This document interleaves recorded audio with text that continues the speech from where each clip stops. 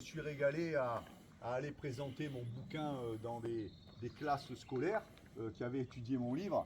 Et la première chose que je disais en rentrant quand la professeure m'avait invité, bah, je dis moi et l'école, on n'avait pas de bon rapport. Hein. Pourquoi? Parce que jusqu'à mon adolescence et voire plus, bah, pour l'école, j'étais un cancre, j'étais un bon à rien, je savais rien faire. Voilà, et ça a été une dévalorisation complète du début à la fin.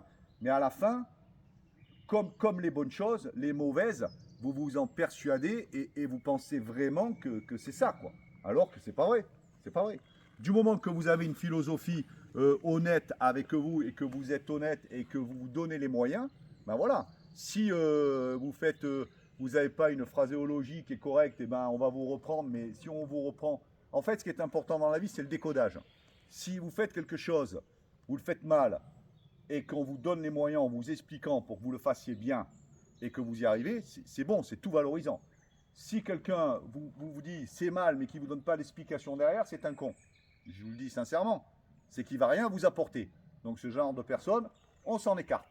J'arrive pas à m'exprimer correctement, j'ai mis un mot masculin alors qu'il est féminin, la personne tranquillement elle me dit ben non ça c'est féminin, et ben je le comprends, je l'analyse et je le fais, mais ça dépend de l'art et la manière de faire les choses. Quelqu'un qui est imbu de sa personne, qui se prend toujours supérieur à quelqu'un, il redescendra vite de son piédestal. Et l'humilité et la vie est faite pour ça, d'accord? Elle est faite pour ça, la vie. Du moment que vous êtes honnête avec vous, avec vos collaborateurs, surtout avec votre famille, avec tout ça, et après le reste, ça se fait naturellement. Quelqu'un qui est imbu, qui va dépasser ses prérogatives ou qui va vous dévaloriser, à un moment donné, il prendra le coup de bambou.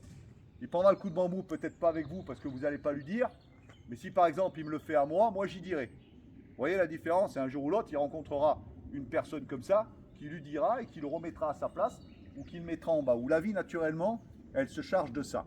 Elle se charge de vous remettre, si vous êtes gonflé à bloc, vous prenez pour je sais pas qui, elle se charge de vous remettre l'humilité et de vous remettre en place. D'accord? Mais par contre, osez faire les choses.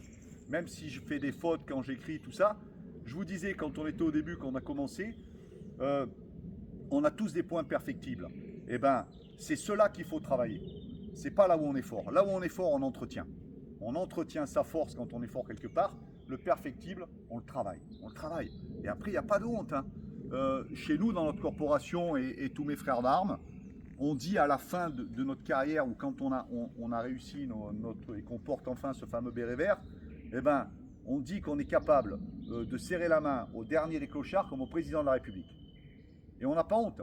Je me souviens, moi, quand j'ai été breveté commando et j'ai commencé ma carrière dans la marine, j'avais pas honte d'aller à la banque et demander un prêt. Alors qu'avant, on se dit, moi, dans ma culture et mon éducation populaire, Edgar aussi, pour nous, le notaire, c'était un notable, la banque, c'était quelqu'un, un banquier, c'était quelqu'un de très haut, tout ça. J'avais plus rien à foutre, moi. J'en ai plus rien à foutre. En fait, il faut vivre comme les enfants, sans filtre. C'est ça la vérité. Un enfant, il vient vers vous, il dit tu pues de la gueule.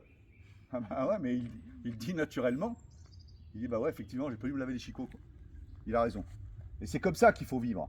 Et après, vous le faites, vous adaptez votre manière d'être par rapport à la personne.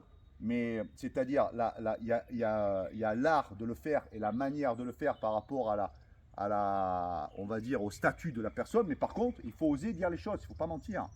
C'est pas parce que je suis d'origine kabyle, français d'origine espagnole ou italienne, que je suis moins que quelqu'un d'autre. Pas vrai. Je travaille comme tout le monde, je paye mes impôts si je suis honnête. Je suis pas un voleur, je suis pas un escroc, je suis pas un fumier de lapin. Et donc, j'ai pas question qu'on me dévalorise ou qu'on me mette comme moins que rien.